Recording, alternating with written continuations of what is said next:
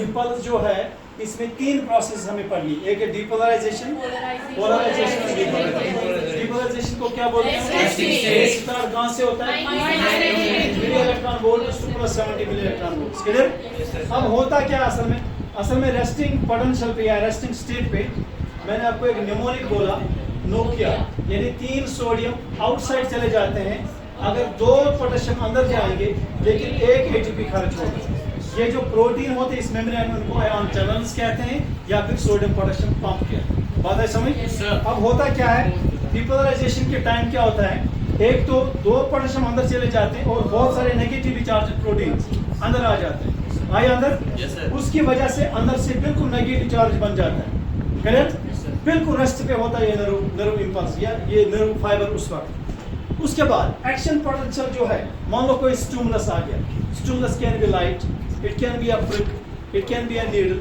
तो स्टिमुलस जब आ गया तो पॉइंट ए पे मान लो जो पोटेशियम अभी परमिएबल था इसके लिए, अब 3 या 4 या 2 सोडियम अंदर चले जाते हैं एक्शन पोटेंशियल के टाइम, और पोटेशियम बाहर जाएगा। उसकी वजह से एक वेव क्रिएट हो जाती है which moves from A to B to C, और इसको हम बोलते हैं एक्शन पोटेंशियल। ये एक्शन पोटेंशियल लास्ट में यहाँ पे सिनैप्टिक वेसिकल्स के साथ टकरा जाता है, जिसकी वजह से वो रिलीज करता है न्यूरोट्रांसमीटर्स। समझे बात? ओके, फिर जब A से मूव हो गया B की तरफ, B से मूव हो गया C की तरफ, A जो है ये वापस अपनी रेस्टिंग पोजीशन, उसको बोलते हैं रिपोलराइजेशन। क्लियर हो गया? ये 3 प्रोसेस इसके लिए generation of the nerve impulse के लिए इंपॉर्टेंट है। इसी के साथ जो दूसरा टॉपिक है, that's what transmission of nerve. Transmit कैसे होता है? ट्रांसमिट होता है एक जगह पे, उसको जंक्चर कहते हैं। उस जंक्चर का नाम है सिनैप्स। उस जंक्चर का नाम क्या है? What is synapse? It's a juncture between 2 neurons, neuron 1 and neuron 2। Clear? अब देखिए, न्यूरॉन 1 ये है, न्यूरॉन 2 ये है।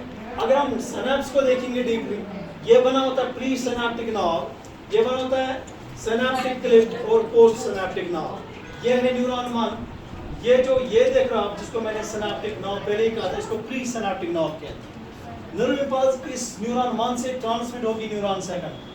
तो यहाँ पे जो गैप है उसको बोलते हैं सिनैप्टिक क्लिफ्ट। उसके बाद ये जो है दूसरा जिसमें मैसेज जाएगी, असल में नर्व इम्पल्स जाएगी, उसको बोलते हैं पोस्ट सिनैप्टिक नर्व। होता कैसे? नर्व इम्पल्स जो एक्शन पोटेंशियल वहां पे आया था वो टकरा जाता है किसके साथ? वेसिकल के साथ, फिर दूसरे वेसिकल के साथ, फिर तीसरे। तो लास्ट में ये जो गैप है जिसको हमने सिनैप्टिक क्लिफ्ट कहा था, इसमें ये अपने न्यूरोट्रांसमीटर्स छोड़ता है, which is one of the most common neurotransmitter, that's called acetylcholine. यहाँ पे लिखा है acetylcholine transmits from neuron 1 to, यहाँ पे न्यूरॉन 2 पे रिसेप्टर्स होते हैं, हमें दिखाया मैंने। ये रिसेप्टर्स किस मैसेज को जिसका नाम हमने क्या दिया था? दूसरे न्यूरॉन में ट्रांसमिट करेंगे। इस तरह से message from 1 neuron to. Clear?